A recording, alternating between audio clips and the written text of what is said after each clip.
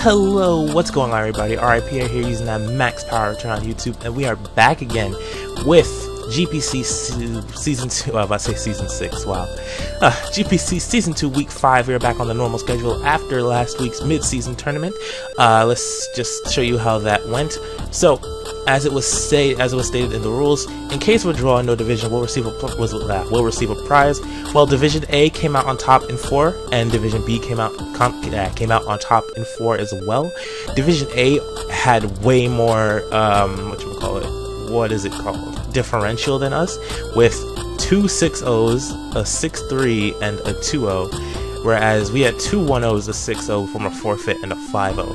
And yeah, so they would have destroyed us, but it's 4-4, and no division gets anything because we drew instead of one division having more wins than the other. And Bob had no intention of counting differential, and that's perfectly fine. So we're gonna go ahead and look at this week's matchup. So I am against the Texas Savage Tauros. This is Nacho's team over here, if you guys are having trouble locating it. This is Texas Savage Tauros, and he has a very threatening team. Very similar to Lars, who I lost last year. Well, not very similar, but sort of similar to Lars, that team that I lost to last year. Except he has my Mega Ultria. And yeah, so looking at his team, he has Mega Ultria, Excadrill, Hippowdon, Infernape, Vaporeon, Rosa.I.Pierre, Tornadus Eye, Reuniclus, Bronzong, and Empoleon. And on my side, I have Mega Lopunny, Slowbro, Dragalge, Seismitoad, Crobat, Azumarill, Hitmontop, Doublade, Meloetta, Typhlosion, and Durant. So now I have to assess and look at all the possible things that could go wrong in this battle for me if I don't bring certain things. But I don't have too much time for that, so what I'm going to do is just go through things that threaten me. Alright, so first and foremost, the fact that he has Sand Offense with Excadrill, who absolutely destroys my team for the most part, as long as it's faster than my Mons. And it's troubling.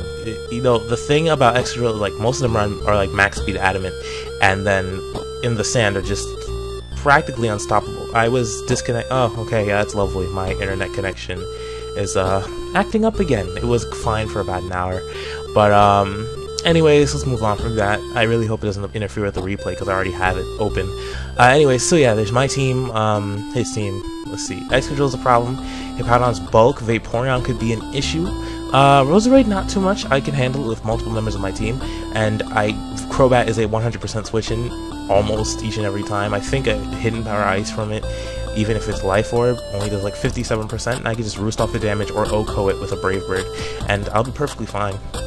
Tornadus Eye is problematic only if I let it live too long, so it can fire off more acrobatics, and it's just annoying all around.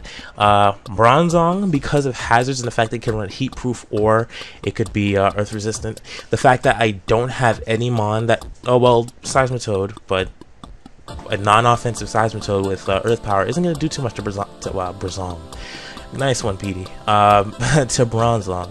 And then there's Empoleon, who really, he ended up bringing, I'm going to say that now, I did not expect to see it.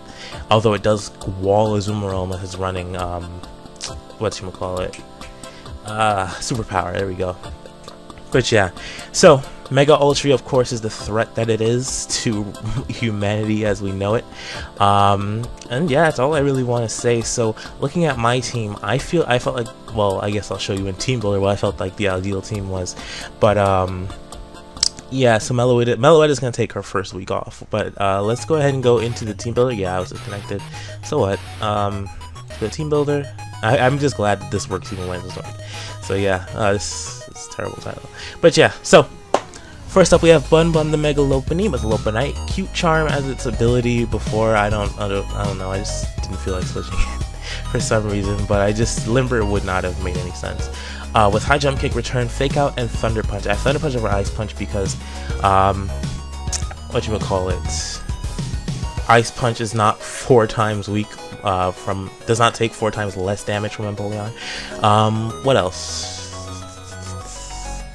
Still hits Tornadus Eye super effectively. Vaporeon now has, well, I feel like High Jump Kick does more than Thunder Punch Vaporeon, so I don't think that was a reason. Yeah, that was actually about it. And because I really didn't feel, I felt like well, when I calced it, Ice Punch does less to Mega Ultra than a return from Mega Lopunny, so there really was no point to me running Ice Punch, although it would allow me to hit Rosa.I.Pierre better.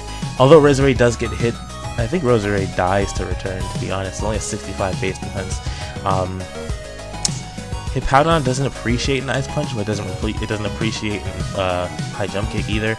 So I just didn't feel the need for it, although in hindsight it might have been better, but I don't know, I guess I have fewer things that switching on Thunder Punch. I don't know. I was just doing this. I was doing things. Next up we have Tiffany. Now, this was very crucial for this battle. I originally had it Scarf. I was switching between Scarf and Specs, but one key calculation that I did when I was deciding whether or not to go with Scarf or Specs was the amount of damage that Mega Ultra could take from a Specs Eruption.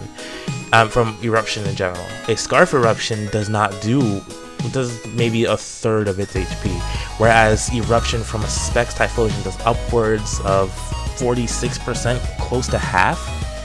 And if I get Rocks Up, I could 2-hit KO with Eruption, and that's just fantastic for me. So I honestly just thought that Specs would be the better choice for me, and you'll see what happens later on. So we have Eruption, Fire Blast, Focus Blast, and Hidden Power Grass. Ooh, 3 rhymes. Next we have Slowsis, the Slowbro, with Rocky Helmet, Regenerator, Scald, Psyshock, Slack Off, and Focus Blast. Focus Blast for that Empoleon in case he decides to bring it, and I think that was about it.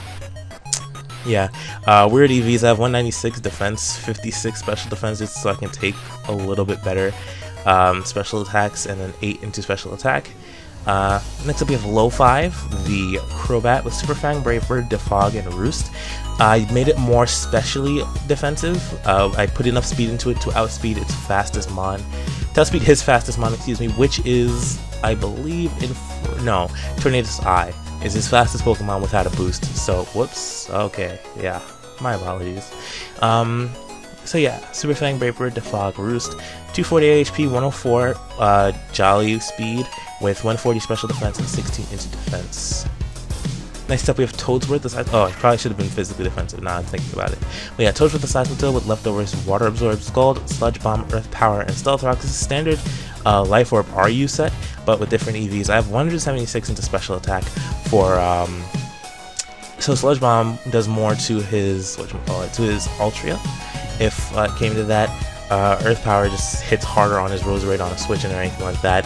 And Scald, of course, for the burns and for the fact that it's stab and it's special. So, and I did a bold nature with 20 defense so I could reach 210, just to make me a little bit bulkier. And 64 in speed, which reached 200, I think. I forgot what it outspeeds. But I don't think it was anything important. In fact, I don't think I outspeed anything at all. I don't know. I'm tired. But yeah, might have been Napoleon. I don't know, something like that. But yeah, so next we have Pony Girl, the Azumarill with Choice Band. Oh, last but not least, we have Pony Girl, the Azumarill with Choice Band, Huge Power, Aqua Jet, Waterfall, Play Rough, and Knockoff. Now, originally in this slot, I had a Cleric Meloetta. Well, not even really like a Cleric, like, it was Toxic Heal Bell, Calm Mind, and Psyshock. But because of Vaporeon's presence on his team in general, yeah, of course this happened, right?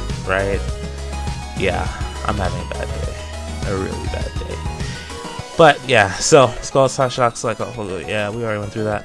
But yeah, so because, so because of the fact that he had that Vaporeon, which was so present, and the fact that he had Bronzong, who basically just walls me because I don't have any means of attacking it or hitting it hard or statusing it with that Meloetta, I decided to bring Slowsis instead because I could just slack off and whatnot. And it does kind of cost me not slacking off at one point. You will see that I screwed up later. It's fine. But yeah, so that is the team. As usual, we will go to the other dimension setting, but I do have to end this recording first, and then we'll go ahead and get the GPC replay. So I'll be back in just a second. Yeah. And we're back. Okay, it's froze for a second, so if you heard an extended "and," I apologize. But yeah, so once again, reintroducing my team, the Texas Savage Tauros, coached by Nacho. His links will be in the description. I hope you all go check him out. He's pretty cool. He's a good competitive player. He's currently, you know, I'm not even gonna say it because it's gonna kind of spoil the ending for this. But yeah, so make sure you check him out, follow him on Twitter so you can stalk him or whatever. And then, yeah, subscribe to him on YouTube. He's doing big things, people. So now we look at his team. So he opted not to bring Mega Altria here, which really sucks because I was really looking forward to it. And now I look at his team again. I really should have bought this Scar Typhlosion. I don't know what I was thinking, but yep, sucks to suck. I was also thinking about running Rain Dance on somebody so that I could get rid of Sand if necessary, which would have been really cool. But yeah, I don't know why I didn't think about it. I should have. Would have been nice, especially if I could get Seismitoad out before he gets his Sand back out and just run Swift Slim. Like, I was really thinking about these things, but I just don't. I play so safe. I hate that about myself sometimes. But anyways, let's go into the battle. He does bring Excadrill, Infernape, Hippowdon, Empoleon, Tornadus Eye, and Reuniclus. So without further ado, let's get this. So I'm going to go ahead and lead straight away with my Azumarill. I know I can take a Thunder Punch if he's packing it, and he does, so I want to go bring him down to a Sash. Considering he's a lead Infernape, I would think that he's Sashed, and especially the fact that I just seen a Life Orb damage as he went for that Thunder Punch. So he's going to withdraw here and go into Empoleon, and I decide to predict and go into my Slowbro. As he actually goes for Toxic, which is annoying, and I missed the Focus Blast, so this is kind of crucial. Well, not super crucial. I think it wouldn't have mattered late game as far as when I'm able to take it out. But this is a Chople Berry Empoleon, and I don't find this out for a while. And that Focus Blast would have just broken it. So, yeah, you'll see. Oh boy. Alright, so I decided to switch out just in case he does have the Grass Knot. And he goes for Stealth Rock this turn, which is interesting. I mean, well, it was the only play, but still. So I go for Super Fang here just in case he stays in that, puts his Excadrill at half, which does stay in its longevity, which is really nice for me. So I'm going to go for Defog just to get these rocks off the field. And he's going to go for this Rock Slide here. It's super effective. It's like, ugh, it hurts. So I'm going to decide to switch out here, because if I go for Roost and he goes for Earthquake, I am dead. And he decides to Earthquake there. Very nice play on his part. Well, the correct play on his part, I should say. And he's going to go ahead and switch out of Excadrill here and go into Reuniclus. So I'm going to go for Scald here, and I do get the burn. It's very crucial for me to know that he is actually Magic Guard and not Regenerator, which is fantastic. So I'm going to go into a Azumarill here because I felt like I could take an attack. And he turns out to be Acid Armor, so he goes for that times 2 defense. And I go for Knockoff. I don't think he was expecting me to go for Knockoff here. He has Life Orb, of course, since he has Magic Guard as well. So I don't think he was expecting me to pack Knockoff, and I was banded as well. I did so much damage to him, and he's gonna go for Acid Armor again. I think he was expecting me to do far less, so or at least not to have Knockoff. So then he brings out his Acrobatics Tornadoes with no item, and if he had an item, Knockoff would have KO'd him really easily, which is incredible. So I go to Toadsworth here, and I take 48% from that Acrobatics. I'm like, you know what? I think I'm in a decent position here, but he then goes for Grass Knot. I completely forgot about it. It was a lapse of judgment at that point. It was just a lapse of judgment on my part. So I decided to go into Lopunny here. My only real play is to just go for the Fake Out because he is faster than me, so I should have taken that into account. But I had no other real switch in because he could just KO pretty much anything else with it. And yeah, so what I do is I decide to go back into Crobat, expecting him not to attack me, as he decides to go into Infernape here, and he sacks it off to the Sandstorm. I don't know if does somebody get a kill for that? I don't know. I guess it was Azumarill. But yeah, so he brings out his Excadrill here. Now, I think he either predicted or he misinterpreted. But either he predicted or he just overestimated the speed of Crobat, one or the other. But I am going to roost safely as I just wanted to make sure I lived, and I was unsure if a Rock Slide would have been able to take me out at that point. So I am fine for a little while. So he's gonna go ahead and go for Iron Head, and because my stupid self didn't run Inner Focus, I get flinched and he's at higher HP. It didn't matter later on, considering, you'll see, but it just sucks. So he's gonna Iron Head me again, take me out. I didn't really have another play, maybe Slowbro, but he could then take me. Oh, excuse me, I'm sorry. And I decided to be stupid to make a prediction, which is going to cost me my Slowbro. Oh right, this is what I was talking about as to where I didn't slack off. So I should have seen it coming. I don't know why I didn't feel like he would either switch out or KO himself, but I felt as if I don't know, he didn't want to go for Grass Knot because he felt like I would have switched out into my Typhlosion predicting it, or gone into Lopunny, which would not have taken as much, and I could just fake him out and end him there. But me not slacking off here is very crucial because I am in a very bad position later on. And yeah, because now Slow Sis is at 24%, and I have no choice but to switch out of this out of this Excadrill into my Azumarill, who can't take an Earthquake, and this just sucks because late game I would have been able to sweep later. But the one problem I have with this is the one problem I had with keeping Azumarill around is the fact that if he keeps around his Empoleon, I lose the game because I can't switch anything in really freely, and as long as he has that sand, he basically wins the game, so he's playing very safe and very well with it. So he goes into his Reuniclus here just to make sure that he has a free switch-in back to Empoleon or Hippowdon if necessary, and I'm gonna go ahead and play safe, switch out to Slowbro. Oh my gosh, so much honey. So he goes for the Scald here. I didn't expect his Empoleon to also carry Grass Knot, and he's going to take me out. So I just lose the game basically here. So I'm going to go into my Lopunny here. You'll see, I say here a lot. I need to stop. But yeah, I go for High Jump Kick. This is where I realize he's Chople Berry. It's 48%, which means I might not even been able to KO him, because that's half damage because of the berry, and I only did 48%, not 50. So I might not be able to KO him.